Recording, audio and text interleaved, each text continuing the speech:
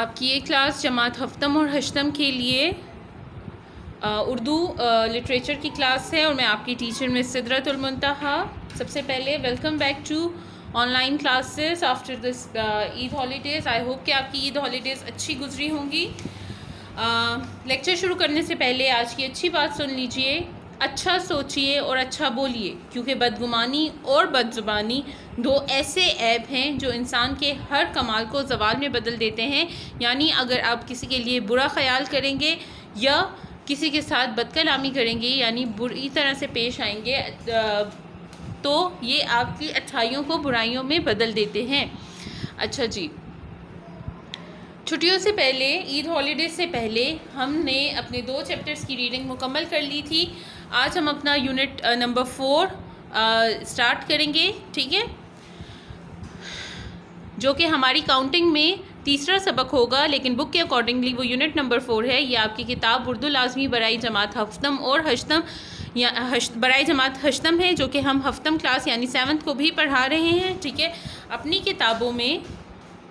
کتابوں کو اپنے سامنے رکھ لیں. آپ کی پینسل آپ کے ہاتھ میں موجود ہو اور اپنی کتابوں میں صفحہ نمبر 16 کھول لیں.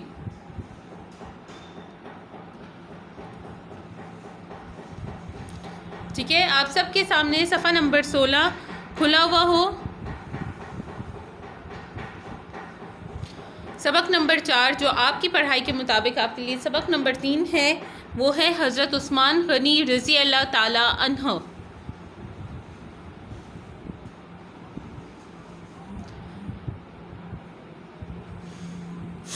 بچے، آپ سب حضرت عثمان غنی رضی اللہ تعالیٰ عنہ کے بارے میں جانتے ہوں گے. میں نے تھوڑا سا گیپ بیچ میں اس لیے دیا کہ آپ لوگ پیجز اوپن کر لیں، بکس اوپن کر لیں، اور پلیز ذرا اپنی ویڈیوز آن کر دیں کہ مجھے پتہ چلے کہ آپ سب کے سامنے آپ کی بکس کھلی ہوئی ہیں. شاباش، فصیح، حدیقہ، معیز اپنی ویڈیوز آن کریں. ایمن، مہر، مانور،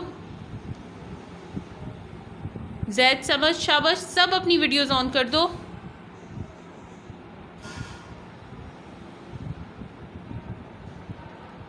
شاباش، سب اپنی ویڈیوز آن کر دیں. آپ سب حضرت عثمان غنی رضی اللہ تعالیٰ عنہ کے بارے میں جانتے ہوں گے. وہ بہت جلیل القدر صحابی تھے، یعنی بہت بزرگی والے صحابی تھے. لیکن اس کے علاوہ ان کا انٹروڈکشن تھوڑا سا اور بھی ہے جو میں آپ کو دے دوں. وہ حضور صلی اللہ علیہ وسلم کے رشتہ دار تھے. ٹھیک ہے، ان کی پھپھو کے نواسے لگتے تھے رشتے میں، اور وہ بہت زیادہ مالدار تھے. اس کے علاوہ وہ حضور صلی اللہ علیہ وسلم کے داماد بھی تھے.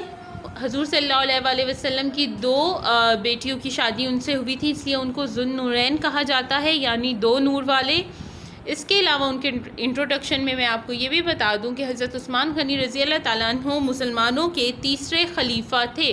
آپ کو پتہ ہے کہ حضور صلی اللہ علیہ وسلم کے بعد ہمارے پاس 4 خلفائے راشدین آئے تھے. خلفائے راشدین کہتے ہیں رائٹلی گائیڈڈ، ٹھیک ہے، جو کہ حق کے راستے پر چلنے والے خلیفہ تھے. وہ 4 تھے، اور اس میں سب سے پہلے تھے حضرت ابو بکر صدیق رضی اللہ تعالیٰ عنہ، پھر ان کے بعد تھے حضرت عمر فاروق رضی اللہ تعالیٰ عنہ، پھر حضرت عثمان غنی رضی اللہ تعالیٰ عنہ، اور پھر ان کے بعد حضرت علی رضی اللہ تعالیٰ عنہ تھے، جو کہ سب سے آخری خلیفہ تھے، اور ان کے بعد خلافت کا یہ سلسلہ ختم ہو گیا تھا.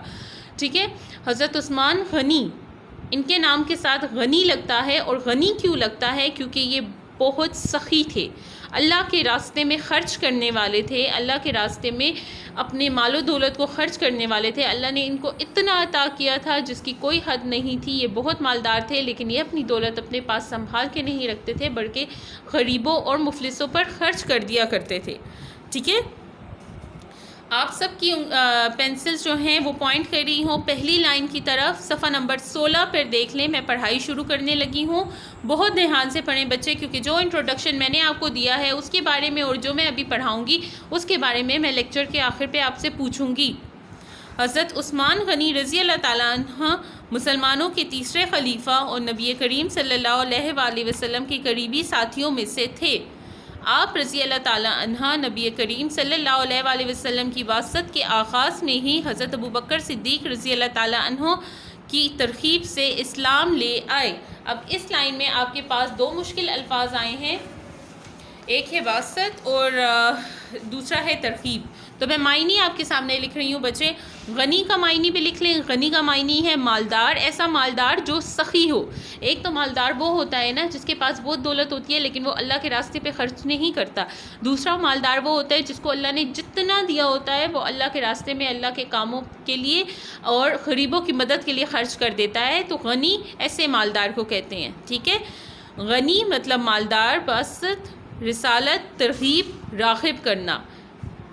ترغیب کا مطلب ہے راغب کرنا یعنی کسی کو ایک ایسا آئیڈیا دینا جو اس کو بہت پسند آ جائے اور وہ اس کی خواہش کرنے لگے. جیسے حضور صلی اللہ علیہ وسلم نے مسلمانوں کو اللہ کے بارے میں بتایا, انسانوں کو اللہ کے بارے میں بتایا, ان کو حق اور سچ کے بارے میں بتایا, باطل کے جو تھا وہ فرق مٹا دیا, ان کو بتا دیا کیا صحیح ہے کیا غلط ہے. جب اتنا پیارا اور اتنا خوبصورت کانسیپٹ حضور صلی اللہ علیہ وسلم نے انسانوں کو دیا تو وہ اس طرف راغب ہو گئے, وہ اسلام کی طرف راغب ہو گئے یعنی وہ پسند کرنے لگ پڑے اور خواہش کرنے لگ پڑے کہ انہیں اسلام میں داخل ہو جائیں. تو ترغیب کا مطلب راغب کرنا یعنی کچھ ایسا کرنا کہ دوسرا بندہ اس چیز کی خواہش کرنے لگے.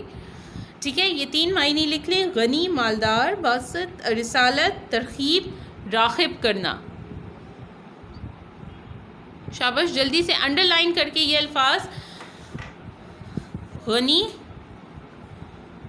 باسط اور ترغیب, یہ تینوں الفاظ انڈر لائن کر کے آپ ان کے یہ معنی لکھ لیں.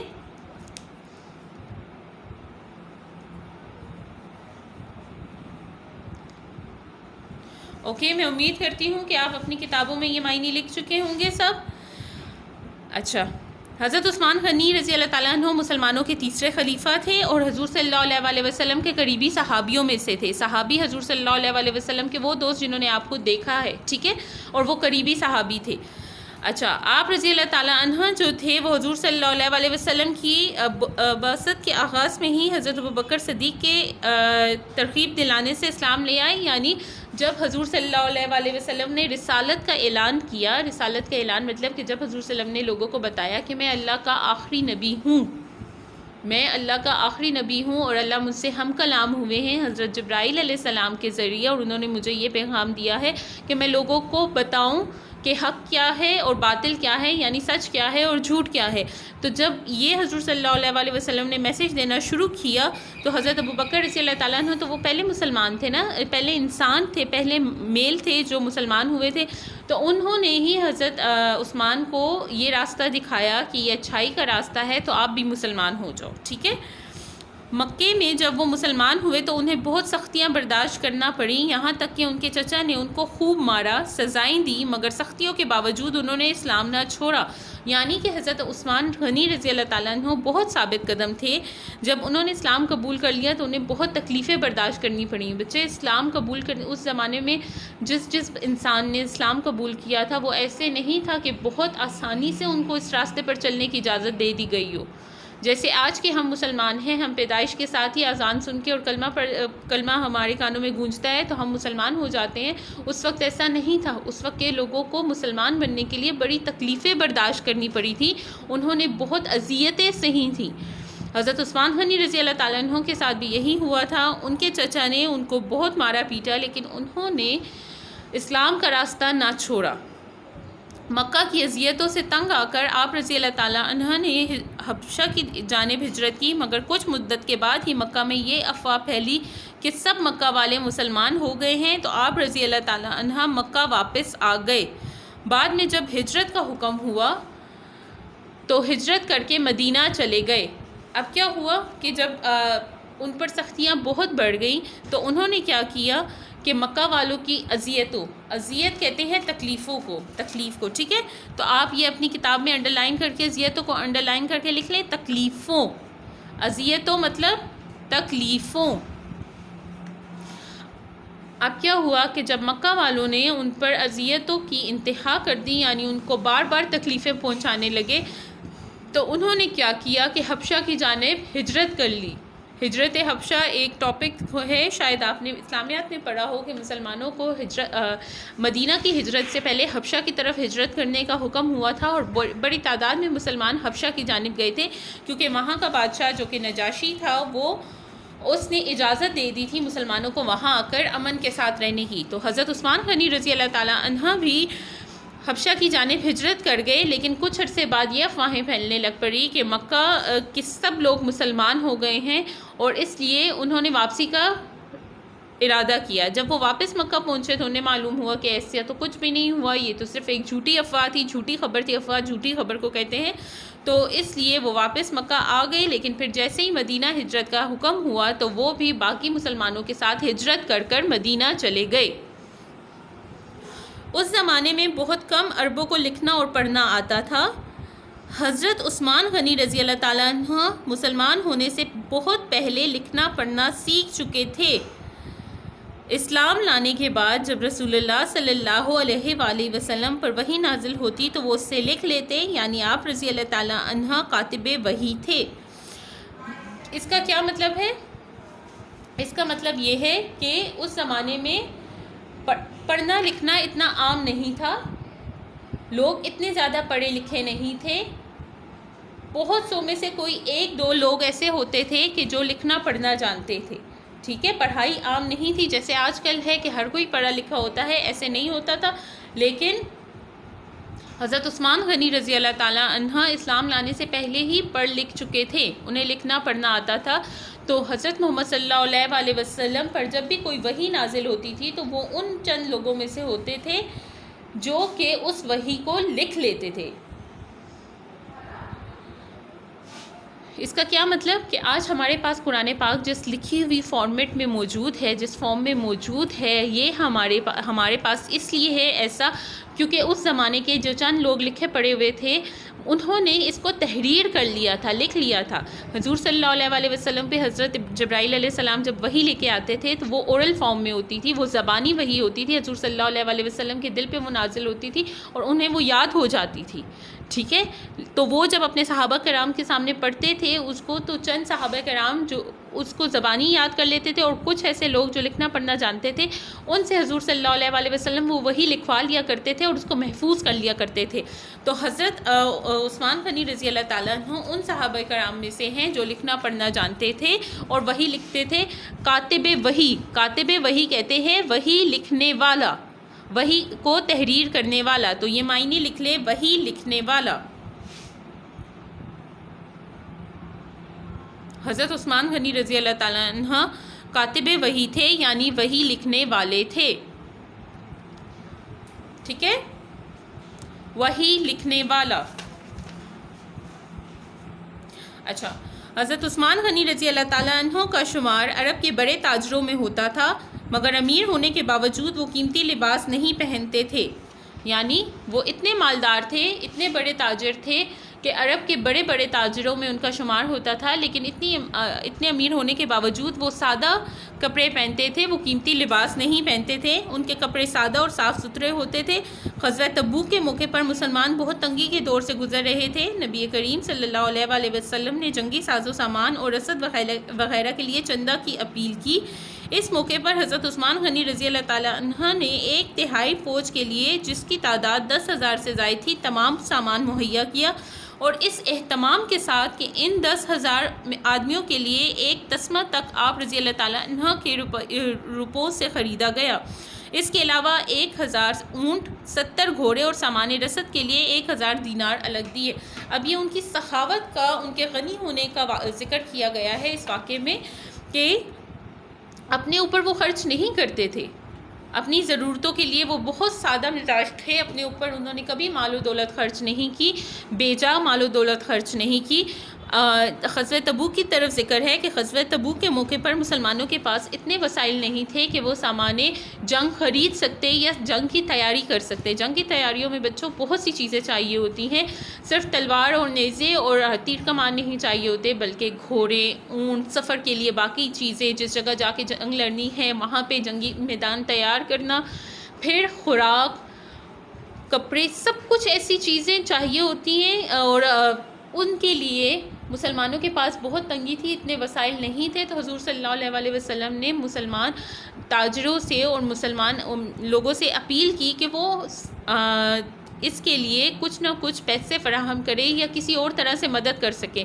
تو حضرت عثمان غنی رضی اللہ تعالیٰ عنہ نے کیا کیا کہ 1/3 فوج، 1/3 کہتے ہیں 1/3 کو، 1/3 کہتے ہیں 1/3، 1/3 فوج کے لیے جس کی تعداد 10,000 سے زائد تھی. 10,000 تھی تعداد، مطلب 10,000 سے زائد تھی، لیکن اگر ہم 10,000 سوچیں تو 1/3 تو اس کو ٹرپل کرتے ہیں ہم تو تقریباً ہمارے پاس 30,000 مسلمان فوجی بنتے ہیں. ان میں سے 10,000 سے زائد فوجیوں کے لیے حضرت عثمان غنی رضی اللہ تعالیٰ عنہ نے سب کچھ مہیا کیا، ان کی خوراک سے لے کر، ان کے کپڑوں سے لے کر، تلوار، گھوڑے، نیزے، سب کچھ انہوں نے مہیا کیا. ٹھیک ہے، یعنی وہ اتنے امیر تھے لیکن جب اپنی ذات پہ خرچ کرنے کی باری آتی تھی تو وہ صرف ضرورت کا سامان لیتے. آج کے لیے ہم یہیں تک پڑھیں گے. اچھا، حضرت عثمان غنی رضی اللہ تعالیٰ عنہ کے بارے میں آپ کو ایک بات اور بتا دوں، وہ بہت حیا دار تھے، وہ بہت حیا والے تھے، اتنے کہ فرشتے بھی ان سے حیا کرتے تھے. ٹھیک ہے، یہ ان کی بہت بڑی خوبی تھی، یہ ان کا بہت بڑا وصف تھا کہ وہ بہت حیا والے تھے.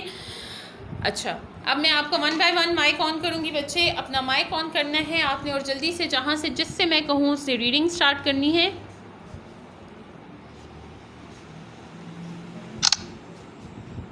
اچھا حدیقہ، میں آپ کا مائک آن کر رہی ہوں، شاباش اپنا مائک ان میوٹ کریں.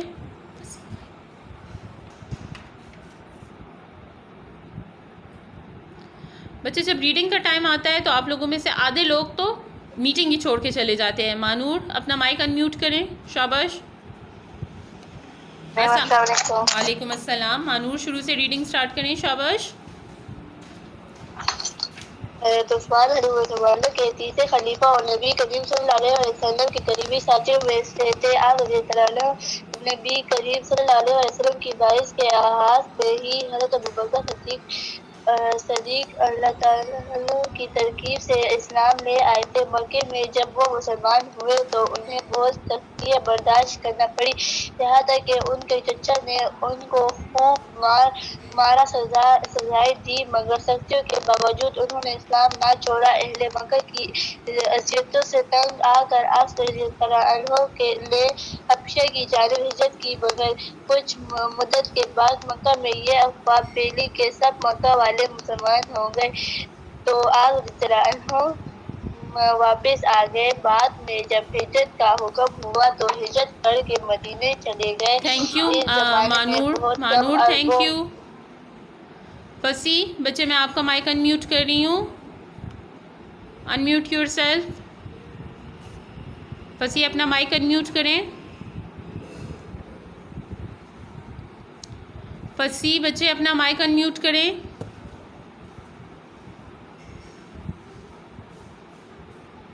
بچے دس از ناٹ ڈن. جب میں آپ کو مائک ان میوٹ کرنے کو کہوں تو پلیز سب اپنا مائک جلدی ان میوٹ کر دیا کریں، آپ کلاس کا ٹائم ویسٹ کر رہے ہوتے ہیں. مہر اپنا مائک ان میوٹ کریں.